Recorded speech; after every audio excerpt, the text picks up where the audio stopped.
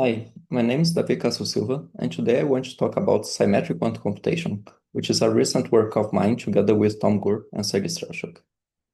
To say why this is interesting, it's good to first say a few words about the role of symmetries in computation more generally. So it's well known that many interesting problems possess rich symmetry groups under which they're invariants. For instance, the classification of images from a dataset in machine learning should be invariant with respect to rotation or translation of pixels. Also, graph problems in combinatorial optimization should be invariant with respect to relabeling the vertices, which amounts to graph isomorphisms. And finally, symmetries are ubiquitous in physical systems, and they play fundamental roles in their behavior.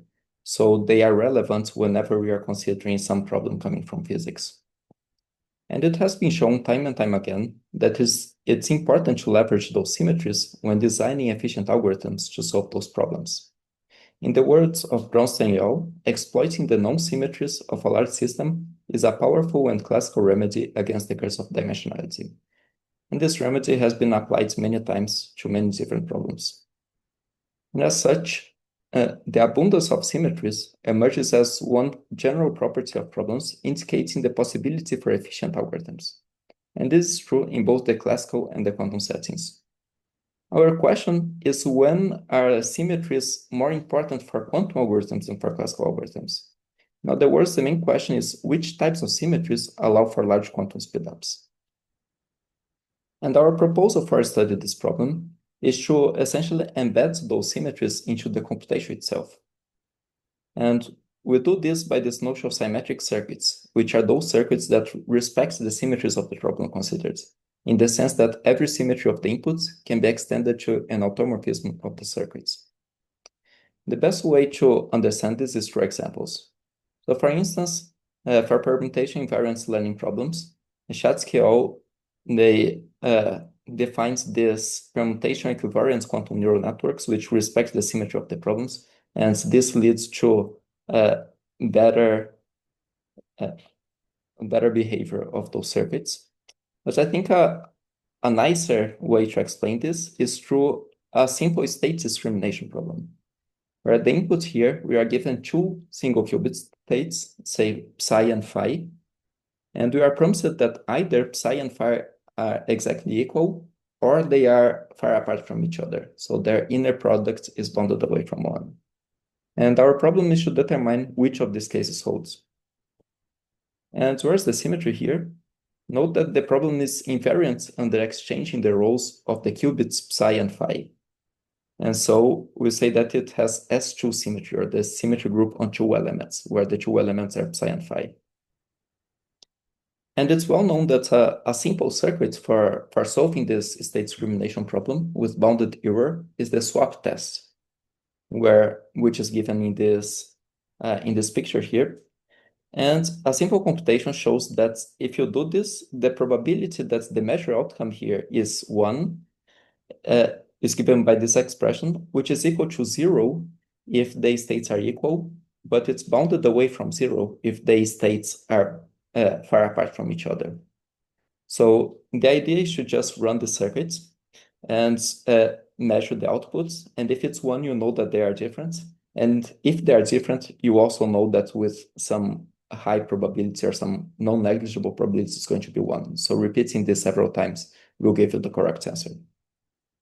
And here, what I want to pay attention to is that this circuit, as written, is symmetric with respect to the roles, to exchanging the roles of phi and psi, because the swap operator is itself symmetric. However, there's one problem here that makes this not a great example, which is that the swap gates, and in fact, even the controlled swap gates, they are not usually considered to be elementary gates.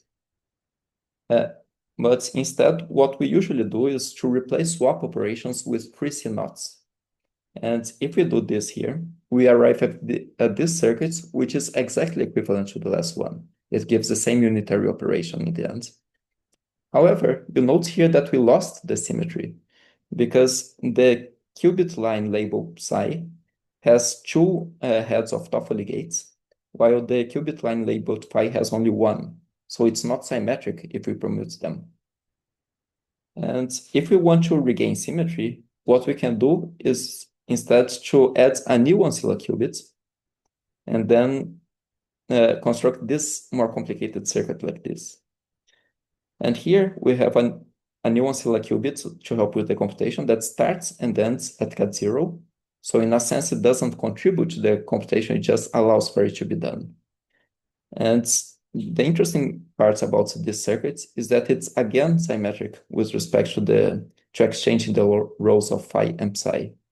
Because if you exchange those two qubit lines, then the only difference is that those gates here within each of these layers that I put here on bottom, they will be exchanged with each other. However, these gates inside each of the layers, they commute with each other. So there is no intrinsic order of implementation, which means that if you exchange them in this commutative way, you get the same circuit, a circuit that's essentially isomorphic to the original one. So in this case, this is an example of a symmetric circuit that gives exactly the swap test that we mentioned before. And so if we consider like this, the symmetric circuits can be seen as a restricted model of quantum computation, where the restriction is symmetry-based. And in a sense, this is akin to the query model, where we only have access to the inputs through queries, or to shallow circuits, where the circuits are restricted to have bounded depth, let's say. And those are two models that have been very interesting to study. And in fact, they are not really comparable one to each other or comparable to our restricted model of symmetric quantum circuits, because each one of them illuminates a different aspects of quantum computation. So it's in fact necessary to study multiple different such restricted models in order to get a more complete picture, while we have no hopes of proving like non-trivial lower bounds for unrestricted circuits, which is one of the reasons why I think studying this question, this model of symmetric computation is interesting. Another reason is that this model of symmetric computation is actually well studied in the classical setting, most notably in descriptive complexity theory. So there, it's known to have deep connections to logic. So in a sense, polynomial time, in a very precise technical sense, polynomial time classical symmetric circuits are equivalent to fixed point logic with counting, though I'm not going to explain what this means exactly. And another thing that they have proven is that even though this is a restricted model of computation, it is remarkably powerful in the sense that many non-trivial algorithms can be done symmetrically without a big blow up in the complexity. So this has been shown, for instance, that symmetric classical circuits can efficiently solve linear programs and semi-definite programs, and can also efficiently decide all minor closed graph properties and a bunch of other results. And now, even though they are remarkably powerful, a good strength of this symmetric computation paradigm is that there exists methods for proving very strong lower bounds. So we can prove exponential lower bounds for the existence of Hamiltonian cycles in graphs, or for computing the permanence of a matrix, or for the problem of XOR satisfiability that we're going to return to later. And so in the quantum setting, I would argue that this model elucidates the relationship between the symmetry of problems and quantum speedups when we compare the two settings of symmetric circuits, both classical and quantum, because then the symmetry is already embedded into the computation. And finally, because of what we have in the symmetric classical setting, there's a potential in our model both for strong lower bounds and for quantum advantage. And I'm going to come back to those things later in the talk. Okay, so now I will define a little bit better what we mean by symmetric quantum circuits and present the results. So in order to define symmetric quantum circuits, we first need to specify a gate set. And the gate set that we chose was that comprising all single qubit gates plus the threshold gates. Where threshold is the usual theoretical computer science threshold, where it gives 1 if and only if at least k of the bits that you're considering are 1. And we do this, we make them reversible and does quantum in the usual way by adding a target qubit. And just to say that these threshold gates that we consider, they can be arbitrary threshold gates. So there is arbitrary thresholds k, and also the number of qubits that we consider can be arbitrary. And there is a reason for why we consider this thing. I will explain a bit later. Yeah, the other notion that's important for our definition is that of automorphism of a quantum circuit. And this is essentially just a permutation of the qubit wires, which preserves all gates up to commuting reordering in the way that I said before. So this is, like, you can easily see that this is a symmetric quantum circuit. And also the one that I explained before is also symmetric quantum circuits when the symmetry that you consider is just permuting those two qubit wires, because then uh, the gates will all be preserved up to commutative reordering. And a symmetry group gamma that's given to us, it acts on a subset of active qubits representing the inputs.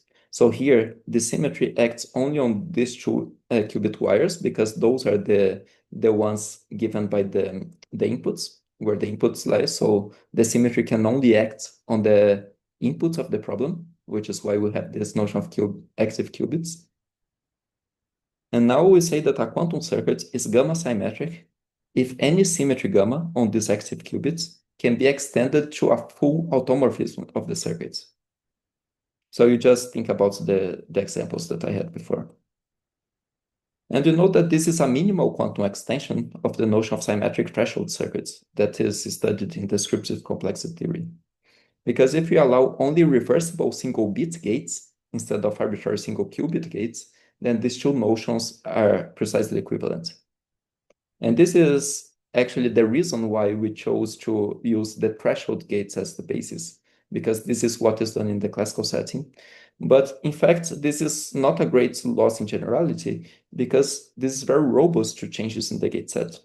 For instance, if you add any or all permutation symmetric gates to the gate set, this will not change the class, or like those that act only on the computational-based states. So classical in this sense, you can prove that they will not change the class in a meaningful way. They will only get slightly smaller or slightly bigger. And also, if you consider other gate sets, the important thing here is that the threshold gates form a convenient basis for efficient basis for the set of symmetric Boolean functions. Okay, so to talk about the capabilities of symmetric quantum circuits, first of all, they can do at least as efficiently as symmetric classical circuits, everything that those can do. For instance, solving linear programs or semi-definite programs, or finding the size of a maximum matching in a graph, or deciding minor closed graph properties, are all things that symmetric classical circuits can do efficiently, and so symmetric quantum circuits also can do. But of course, this is not very interesting. The interesting part are the inherently quantum tasks. And here we prove that many important quantum subroutines can be performed symmetrically in an efficient way, such as amplitude amplification and phase estimation and linear combination of unitaries. So this here is just like an illustration. It is the prototype for the amplitude amplification done symmetrically. But yeah, I just put it there because it's a nice picture. And now to talk a bit more concretely, let's consider the simple permutation symmetry group, Sn. And then this group actually, it has an interesting impact on quantum information theory if you consider the symmetric subspace, which is denoted like this, V and C2, which is this space of all n qubit states that are invariants under qubit permutations. For instance, this state here, where it's a uniform superposition over all computational-based states having a single one, or could have any other Hamming weight, for instance. And this symmetric subspace, I would argue that this is the simplest and most important component of Schur duality.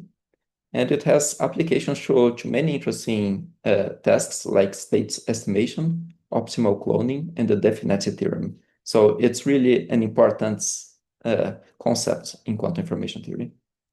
And what we prove here is that every symmetric state can be prepared efficiently by an SN symmetric circuit. So a permutation symmetric circuit of size, say, n to the 2.75 subcubic size. And the interesting part about this is that this essentially gives an equivalence between what is possible to prepare and what's efficient to prepare in the setting. Because if we start from the all zero states to prepare a state, and since the all zero states is symmetric, it's on the symmetric subspace, whenever you act on it by a symmetric circuit, on a SN symmetric circuit, you will still be in the symmetric subspace. And what this result shows is that you can get all of those states, that's like information theoretically could be the only ones that you can prepare, all of them can be done efficiently. And there is no real analog of this in the unrestricted setting. And using similar ideas, we actually do a bit more. We prove that the restriction of any symmetric unitary to the symmetric subspace can be implemented in subquartic time and to the 3.75. And finally, something that I find very interesting is that permutation equivariant quantum neural networks, which were proposed by Shatsky et al., can be naturally implemented by SN symmetric circuits.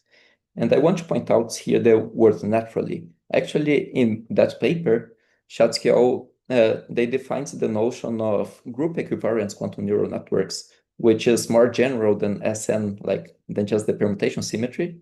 And actually, those are all examples, the special cases of the symmetric quantum circuits that we consider for any symmetry group that you are given, any discrete symmetry group. And so this essentially says, and they are naturally special cases, so it's easy to transform one to the other. So this shows that our notion of symmetric computation is mirrored in the geometric quantum machine learning literature, even though they are not interested in any complex theoretic questions. And finally, perhaps the main result of our paper is regards quantum advantage. So we consider the problem of XOR satisfiability, which is a constraint satisfiability problem where each constraint is the XOR of a few variables or their negations. And you can write this in a more linear algebraic way in the following form. So given a matrix A, say n by n matrix A, and an n vector B, both are binary, does there exist a solution over F2 to the equation AX equals B?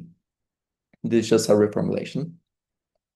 And here you can see that the symmetries, they come from row and column permutations, because permuting the rows of the matrix A and the vector B, or permuting the columns of A, does not affect solvability of the system. So this is Sn times Sm symmetric, let's say. But now, why am I talking about quantum advantage here? Because we know that actually XOR satisfiability can be efficiently solved, for instance, using Gaussian elimination.